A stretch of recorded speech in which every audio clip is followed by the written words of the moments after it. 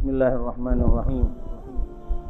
الحمد لله رب العالمين، الصلاة والسلام على أشرف الأنبياء والمرسلين سيدنا ونبينا وحبيبنا وشفيعنا ومولانا محمد وعلى آله وصحبه أجمعين.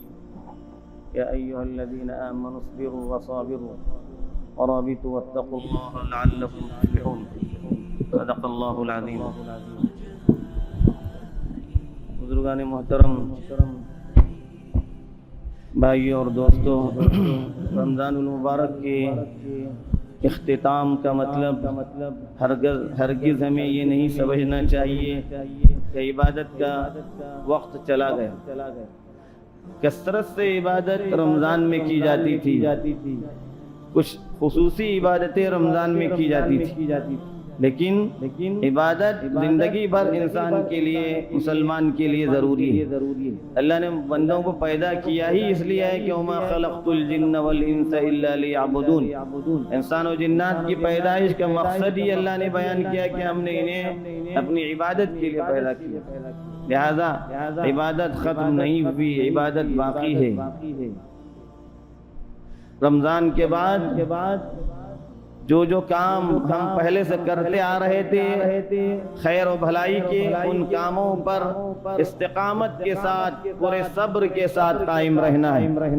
نمازوں کی ادائیگی کے تعلق سے کوتاہیاں شروع ہو چکی ہیں، اس سلسلے میں ہمیں توجہ دینے کی ضرورت ہے کہ صرف رمضان کے اندر 5 وقت کی نمازوں کو جماعت کے ساتھ پڑھنے کا نہیں حکم دیا گیا تھا، بلکہ پورے سال بھر، زندگی بھر تمام تر عبادتوں کو اپنے اپنے وقت پر ادائیگی کا حکم دیا۔ اسلام کا معاملہ ہی ہے کہ ایک عبادت ہوتی ہے، دوسرا شروع ہوتا ہے۔ رمضان کا مہینہ ختم ہوا، جیسے ہی شوال کا دن شروع ہوا، اشہر حج یا اشہر الحرم جس کو کہیے، حج کے ایام شروع ہو گئے، اور اس طرح سے آدمی کو ایک عبادت کے بعد دوسری عبادت لا کر کے اللہ تبارک و تعالی اس طرح سے اپنے ساتھ جوڑے ہوئے ہیں کہ بندہ اللہ سے اپنا تعلق ختم نہ کرے۔ بزرگوں اور بھائیوں، عبادات کے ساتھ ساتھ معاملات کے اندر بھی صفائی بہت ضروری ہے۔ لوگوں کے جو معاملات ہیں، ان معاملات میں کوتاہی یہ انسان کے لیے بڑی سخت تباہی کا باعث بنتی ہے۔ خصوصاً لوگوں سے جو قرض لیے جاتے ہیں، ان قرضوں کی ادائیگی کے سلسلے میں جو کوتاہیاں ہوتی ہیں، یہ بہت ہی ناقابل اعتبار اور کوئی اچھی چیزیں نہیں ہوتی۔ اللہ کے نبی صلی اللہ علیہ وآلہ وسلم دعا فرماتے تھے، کثرت سے دعا کرتے تھے، اللہم انی اعوذ بک من المأثم والمغرم، اللہ تجھ سے گناہوں سے اور قرض کے بوجھ سے پناہ چاہتا ہوں۔ ایک صحابی نے سوال کر دیا، اے اللہ کے نبی صلی اللہ علیہ وسلم، آپ قرض سے اتنا پناہ کیوں چاہتے ہیں؟ فرمایا کہ بندہ جب قرض کر لیتا ہے تب وہ گفتگو کرے گا، جھوٹ بولے گا، اور وعدہ کرے گا، خلاف ورزی کرے گا۔ اس لیے لوگوں کے پاس سے لیا ہوا قرض آدمی کی کوشش یہ ہو کہ اس کو اپنے وقت پر لوٹایا جائے۔ حدیث میں اللہ کے نبی صلی اللہ علیہ وسلم نے فرمایا، مطل الغنی ظلم۔ ایک آدمی کے پاس پیسہ ہے، اس کے باوجود بھی وہ پیسوں کی ادائیگی، قرض کی ادائیگی میں ٹال مٹول کر رہا ہے، تاخیر کر رہا ہے، یہ ظلم ہے۔ اور ظلم اللہ تبارک و تعالیٰ کبھی معاف نہیں کرتا۔ حق تعالیٰ کا معاملہ یہ ہے کہ آدمی جب کسی سے قرض لیا ہو تو اس کو فوری طور پر ادا کرے۔ قرض کی اہمیت لوگوں کے دلوں میں اس کو بٹھانے کے لیے اللہ کے نبی صلی اللہ علیہ وسلم نے ایک جنازے کی نماز نہیں پڑھائی۔ جب یہ پوچھا کہ اس کے ذمے کوئی قرض ہے کیا، لوگوں نے بتایا ہاں اس کے ذمے قرض ہے۔ کہا کہ تم اس کی جنازے کی نماز پڑھو، میں نہیں پڑھتا۔ پھر ایک صحابی نے اپنے ذمے لے لیا اس کا قرض، اے اللہ کے نبی صلی اللہ علیہ وسلم، میں اس کا قرض اپنے ذمے لے لیتا ہوں۔ پھر آپ نے فرمایا کہ تم ادائیگی کی ذمہ داری لیتے ہو؟ انہوں نے کہا کہ ہاں میں ادائیگی کی ذمہ داری لیتا ہوں۔ پھر آپ نے اس کی جنازے کی نماز پڑھائی۔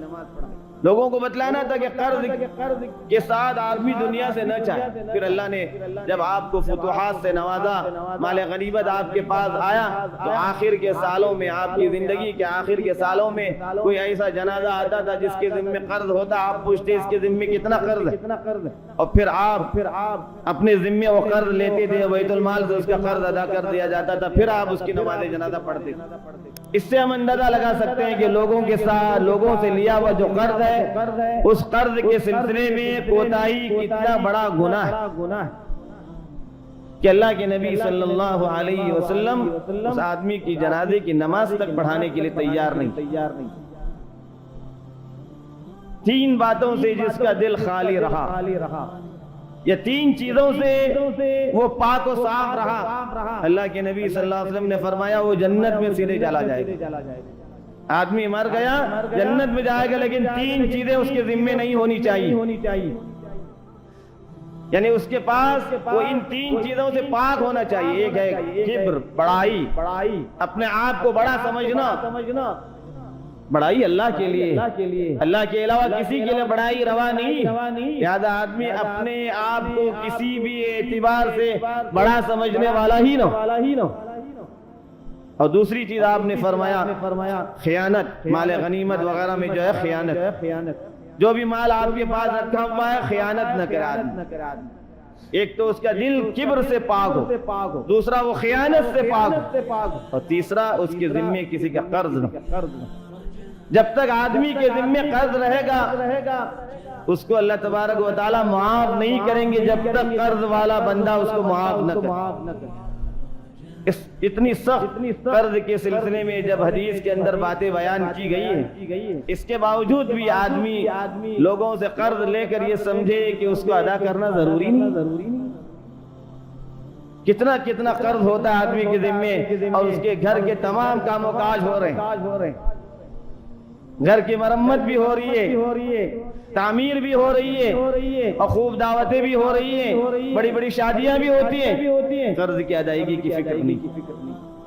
گویا کہ یہ سمجھ لیا کہ قرض کوئی ادا کرنے والی چیز نہیں. بزرگوں اور بھائیوں، قرض کے سلسلے میں بہت سخت وعیدیں آئی. آدمی نامہ اعمال کے اندر ایک بہت بڑا ڈھیر لے کے جائے گا قیامت کے دن، لیکن وہ شخص مفلس ہوگا، تنگ دست ہوگا، اس لیے کہ اس کے ذمے لوگوں کے حقوق باقی ہوں گے، قرض باقی ہوگا. لہذا اس قرض والے کو بلا کر کے اس آدمی کی نیکیاں، قرض والے کی نیکیاں اس آدمی کو دی جائے گی جس سے قرض لیا، اور وہ آدمی خالی ہاتھ ہو جائے، نیکیاں ختم ہو جائیں گی، پھر بھی حقوق والے باقی رہیں گے. تو اللہ تعالیٰ فرمائیں گے کہ لوگوں کے جن کا حق اس نے باقی رکھ کر دنیا میں آیا ہے، ان کے گناہوں کو اس پر ڈال. اور اس طرح سے ایک ڈھیر سی نیکیاں لے کر جانے والا آدمی قیامت کے دن خالی ہاتھ ہو. اس کے پاس نامہ اعمال کا ڈھیر ہوگا لیکن کسی فائدے کا نہیں، وہ دوسروں کو دی جائے گی نیکیاں. اس لیے کہ اس نے لوگوں کے حق دبائے ہوں، لوگوں کا قرضہ لے کر اس کو ادا نہیں کیا ہوگا، اس کی ادائیگی میں ٹال مٹول کرتا رہا ہوگا اور باقی رہ کر دنیا میں چلا گیا ہو. پھر گناہ بھی اس کے ذمے آ جائیں گے لوگوں کے. اس لیے آدمی کو اپنی زندگیوں کے تعلق سے میانہ روی اختیار کرنی چاہیے، اپنے اخراجات کے سلسلے میں میانہ روی اختیار کرنی چاہیے. جس کے ذمے قرض ہے سب سے پہلے اس کو اللہ کی طرف رجوع ہونے کی ضرورت. اللہ کے نبی صلی اللہ علیہ وسلم مسلسل دعا کرتے تھے، اللہم انی اعوذ بک من المأثم والمغرم، اللہم انی اعوذ بک من غلبۃ الدین وقہر الرجال. قرض کے غلبے، بوجھ سے اور لوگوں کی جو ہے سختیوں سے میں تجھ سے پناہ چاہتا ہوں. اس لیے پہلے آدمی کو اللہ کی طرف رجوع کرنی چاہیے، قرض کی ادائیگی کے سلسلے میں اللہ سے طلب کرنا چاہیے، اور اس کے ساتھ ساتھ توبہ و استغفار کا کثرت سے اہتمام کرنے کی ضرورت. پھر اس کے ساتھ ساتھ آدمی کو آپ اپنے اخراجات کے سلسلے میں ترتیب دینے کی ضرورت ہے. کون سا کام میرے لیے ضروری ہے کہ جس کے بغیر میری زندگی نہیں گزر سکتی، وہ کام کر. جو کام میرے ذمے نہیں ہے وہ کام میں کیوں کروں؟ دکھاوے کے لیے کیوں کروں؟ نام و نمود کے لیے کیوں کروں؟ نمائش کے لیے کیوں کروں؟ میرے پاس پیسہ نہیں ہے، لوگوں کا قرضہ میرے ذمہ ہے، پھر بھی میں اپنی یہاں جو ہے بڑی بڑی دعوتیں کر رہا ہوں لوگوں کو دکھانے کے لیے، نام و نمود کے لیے، شہرت کے لیے۔ جتنے آدمی کے پاس گنجائش ہے اسی کے اندر کہنی چاہیے، لوگ جو کہنی دیجیے۔ آپ شادی کرنے اولاد کی تو اتنی ہی بڑی شادی کیجیے جتنے آپ اپنے ذاتی پیسوں سے کر سکتے ہیں۔ آپ کے پاس پیسہ نہیں ہے، آپ قرض لے رہے ہیں اور پھر اس سے شادی کر رہے ہیں، یہ کہاں کا اصول؟ آدمی کو اپنے اخراجات پر سب سے پہلے کنٹرول کرنے کی ضرورت ہے۔ مالدار لوگ کر رہے ہیں، ان کو اللہ نے نعمت دیے، پیسہ دیے، وہ کر رہے ہیں، ان کا دیکھا دیکھی ہم کو کرنے کی کیا ضرورت؟ ہم اپنے اعتبار سے زندگی گزاریں، جن کو اللہ نے دیا وہ اپنے اعتبار سے زندگی گزارنے دیجیے، ان کا حساب اللہ کے ذمہ ہو۔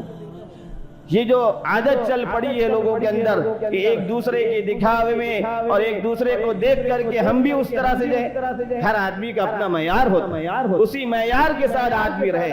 اپنے معیار سے بڑھ کر آدمی کو نہیں دیکھنا چاہیے، اپنے سے نیچے لوگوں کو دیکھنے کا حکم دیا گیا۔ اور شریعت کے احکامات پر عمل کرنے کے لیے اللہ نے اصول بتلایا، یا ایھا الذین آمنوا اصبروا وصابروا، صبر کے ساتھ رہو، ثابت قدمی کے ساتھ رہو، ورابطوا، خوب مضبوطی کے ساتھ جمے رہو، اللہ سے ڈرتے رہو، تمہیں کامیابی ملے گی، شاید تم کامیاب ہو پاؤ گے۔ یہ اصول ہے، اس اصول کو ہمیں اپنانے کی ضرورت ہے۔ اللہ تعالی ہمیں ان باتوں کی صحیح سمجھ عطا فرمائے، ایمان کی سلامتی کے ساتھ اپنے وقت پر ہم سبوں کو ایمان پر خاتمہ نصیب فرمائے۔ آمین وآخر دعوانا۔